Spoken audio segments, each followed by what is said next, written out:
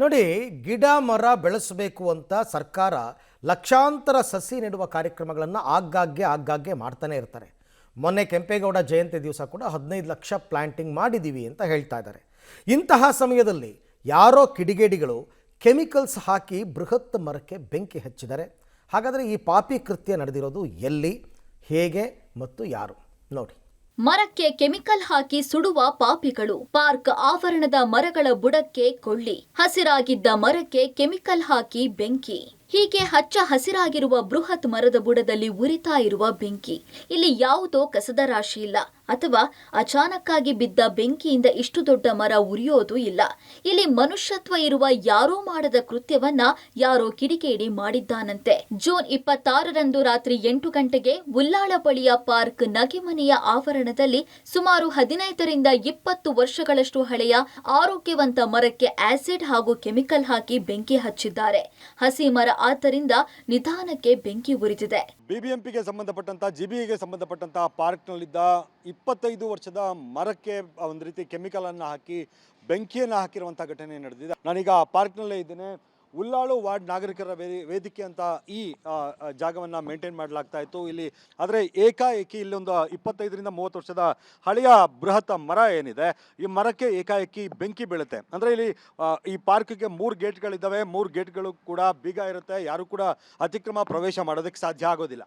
ಆದರೆ ಇಲ್ಲಿ ಏನು ಮರ ಕಾಣ್ತಾ ಇದೆ, ಈ ಮರ ಸುಟ್ಟು ಕರಕಲಾಗಿರುವಂಥ ಅದಕ್ಕೆ ಕಾರಣ ಏನು ಅನ್ನುವಂಥದ್ದನ್ನು ಕೂಡ ಇವರು ಪ್ರಶ್ನೆ ಮಾಡ್ತಿದ್ದಾರೆ. ಅಂದರೆ ಯಾರೋ ಕಿಡಿಗೇಡಿಗಳು ಬಂದು ಹೊರಗಿನವ್ರು ಬರೋದಕ್ಕೆ ಸಾಧ್ಯ ಆಗೋದಿಲ್ಲ, ಆದರೆ ಒಳಗಿನವರೇ ಏನೋ ಕುಮ್ಮಕ್ಕು ಮಾಡಿ ಈ ರೀತಿಯಾಗಿ ಕೆಮಿಕಲನ್ನು ಹಾಕಿ ಬೆಂಕಿ ಇಟ್ಟಿದ್ದಾರೆ ಅಂತ. ಅದು ಕೂಡ ರಾತ್ರಿ ಸಮಯದಲ್ಲಿ ಬೆಂಕಿಯನ್ನು ಹಾಕಿದ್ದಾರೆ, ಕೆಮಿಕಲನ್ನು ಹಾಕೋಗಿದ್ದಾರೆ. ಅದು ಬೆಳಗಿನ ಜಾವದವರೆಗೂ ಕೂಡ ಉರಿದು ಈ ರೀತಿಯಾಗಿ ಭಸ್ಮ ಆಗಿರುವಂಥದ್ದು.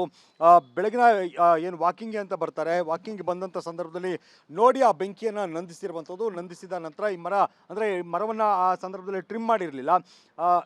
ಇದೆಲ್ಲ ಆದ ನಂತರ ಪ್ರಶ್ನೆ ಮಾಡೋದಕ್ಕೆ ಯಾವಾಗ ಶುರು ಮಾಡಿದ್ರು ಆಗ ಈ ಮರವನ್ನು ಕೂಡ ಟ್ರಿಮ್ ಮಾಡಿ ಈ ರೀತಿಯಾಗಿ ಹಾಕಿದ್ದಾರೆ. ಇದೆಲ್ಲದಕ್ಕೂ ಕಾರಣ ಇಲ್ಲಿ ಏನು ಇಲ್ಲಿ ಅಂದರೆ ಮ್ಯಾನೇಜ್ಮೆಂಟ್ ಅಂತ ತೆಗೆದುಕೊಂಡಿದ್ದಾರೆ, ಇದನ್ನು ವ್ಯವಸ್ಥೆಯನ್ನು ನೋಡ್ಕೋತಾ ಇದ್ರು, ಅವರೇ ಮಾಡಿರುವಂಥ ಸಾಧ್ಯತೆ ಇದೆ ಅನ್ನುವಂಥದ್ದು. ಯಾಕಂದರೆ ಇಲ್ಲಿ ಬೇರೆ ಬೇರೆ ರೀತಿಯಂಥ ಕಮರ್ಷಿಯಲ್ ಆ್ಯಕ್ಟಿವಿಟಿಗಳಿಗೂ ಕೂಡ ಈಗ ಕೊಡೋದಕ್ಕೆ ಶುರು ಮಾಡಿದ್ದಾರೆ. ಅದರಿಂದಾಗಿ ಈ ಜಾಗವನ್ನು ಕೂಡ ಯಾವುದಾದ್ರೂ ಸ್ಟಾಲ್ ಮಾಡೋದಕ್ಕೋ ಅಥವಾ ಬೇರೆ ಕಮರ್ಷಿಯಲ್ ಸ್ಪೇಸ್ ಮಾಡೋದಕ್ಕೆ ಏನಾದರೂ ಬಳಕೆ ಮಾಡ್ಕೊಂಡಿರ್ಬೋದು ಅನ್ನೋ ಥರದ ಆರೋಪಗಳು ಕೂಡ ಈಗ ಕೇಳಿ ಬರ್ತಾ ಇರುವಂಥದ್ದು. ಪಾರ್ಕ್ನಲ್ಲಿ ಮರದ ರೆಂಬೆ ಕೊಂಬೆ ಕಡಿದಿದ್ಯಾರು? ನಾಗರಿಕ ವೇದಿಕೆ ಅಧ್ಯಕ್ಷರೇ ಪಾರ್ಕ್ ಉಸ್ತುವಾರಿ. ಇನ್ನು ಗಮನ, ನಗೆಮನೆ ಪಾರ್ಕ್ ಜಿಬಿಎ ಪಾರ್ಕ್ ಆಗಿದ್ರು ಕೂಡ ಅದರ ಉಸ್ತುವಾರಿ ಹಾಗೂ ಪಾರ್ಕಿನ ಕೀ ಇದ್ದಿದ್ದು ನಾಗರಿಕ ವೇದಿಕೆಯ ಅಧ್ಯಕ್ಷರ ಬಳಿ.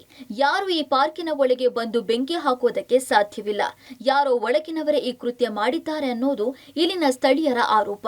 ಈ ಬಗ್ಗೆ ಆರ್ಆರ್ ನಗರದ ಅರಣ್ಯ ಅಧಿಕಾರಿಗಳಿಗೆ ತಿಳಿಸಿದ್ರೂ ಕ್ರಮ ಕೈಗೊಂಡಿಲ್ಲ. ಆದ್ದರಿಂದ ಮರವನ್ನ ಉದ್ದೇಶಪೂರ್ವಕವಾಗಿ ಕಡಿದು ಸುಟ್ಟು ಹಾಕಿದ್ದಾರೆ. ಆದ್ದರಿಂದ ಕಿಡಿಗೇಡಿಯನ್ನ ಪತ್ತೆ ಮಾಡಬೇಕು ಅನ್ನೋದು ಸ್ಥಳೀಯರ ಒತ್ತಾಯ. ಯಾರೋ ಬೇಕು ಅಂತಾನೆ ಹಾಕಿದಾರೋ ಉದ್ದೇಶಪೂರ್ವಕ ಹಾಕಿದಾರೋ ಗೊತ್ತಿಲ್ಲ. ಒಟ್ಟಿನಲ್ಲಿ ನೈಟ್ ಹಾಕಿದ್ದಾರೆ ಬೆಂಕಿನ. ಬಂದು ಬೆಳಗ್ಗೆ ಹಾರಿಸಿದ್ದೀವಿ. ಏನೋ ಕೆಮಿಕಲ್ಲು ಆಸಿಡ್ಡು ಹಾಕಿದ್ದಾರೆ. ಅದನ್ನು ಎಂಕ್ವೈರಿ ಮಾಡ್ಬೋದು. ಅದು CC ಕ್ಯಾಮ್ರಾ ಫುಟೇಜ್ ಇದೆ. ಎಲ್ಲ ಇಲ್ಲಿ CC ಕ್ಯಾಮ್ರಾಗಳಿದೆ, ಸುತ್ತ CC ಕ್ಯಾಮ್ರಾಗಳಿದೆ. ಇಲ್ಲಿ ಯಾವುದೇ ಅಧ್ಯಕ್ಷರನ್ನ ಇದಿಲ್ದೇನೆ ಯಾರು ಬರೋಕ್ಕಾಗಲ್ಲ ಇಲ್ಲಿ, ಆಯಿತಾ? ಯಾರು ಹಾಕಿದ್ದಾರೆ ಅಂತ ಕಂಡುಹಿಡಿಬೇಕು. ಅದು ಇಲ್ಲಿ ನಗೆಮನೆ ಅನ್ನೋದೊಂದು ಟ್ರಸ್ಟ್ ಇದೆ. ಟ್ರಸ್ಟು ಇವರು ವೇದಿಕೆ ಮಾಡ್ಕೊಂಡು ಡೈರೆಕ್ಟರ್ಗಳು ಎಲ್ಲ ಸಾಮೀಲಾಗಿ ಮರ ತೆಗಿಯೋಕ್ಕೆ ಪ್ಲ್ಯಾನ್ ಮಾಡಿದ್ದಾರೆ. ಏನು ಉದ್ದೇಶ ಅಂತ ಇಲ್ಲಿ ನಮಗೆ ಮಾಹಿತಿ ಇನ್ನೂ ಗೊತ್ತಿಲ್ಲ. ಕ್ಯಾಮ್ರಾಗಳಿದೆ. ಇವರು ಯಾವ ಉದ್ದೇಶದಿಂದ ಕಟ್ಟಡ ಕಟ್ಟೋಕ್ಕೋಸ್ಕರ ಮಾಡಿದಾರೋ ಇಲ್ಲ ನಾಶ ಮಾಡಬೇಕು ಅಂತ ಮಾಡಿದಾರೋ ಗೊತ್ತಿಲ್ಲ. ಇದ್ರ ಬಗ್ಗೆ ಅರಣ್ಯ ಅಧಿಕಾರಿಗಳ ಜೊತೆ ನಾವು ಆಲ್ರೆಡಿ ಕಂಪ್ಲೇಂಟ್ ಮಾಡಿದ್ದೀವಿ. ಯಾರೂ ತನಿಖೆ ಕೈಗೊಂಡಿಲ್ಲ.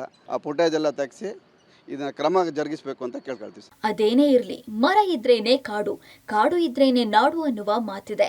ಮರವನ್ನ ಉದ್ದೇಶಪೂರ್ವಕವಾಗಿ ಬೆಂಕಿ ಹಾಕಿ ಸುಟ್ಟಿದ್ದೇ ಆದ್ರೆ ಅಂತಹ ಕಿಡಿಗೇಡಿಗಳಿಗೆ ತಕ್ಕ ಶಿಕ್ಷೆ ಆಗ್ಬೇಕಿದೆ. Mathesh Anekal, public TV, Bengaluru.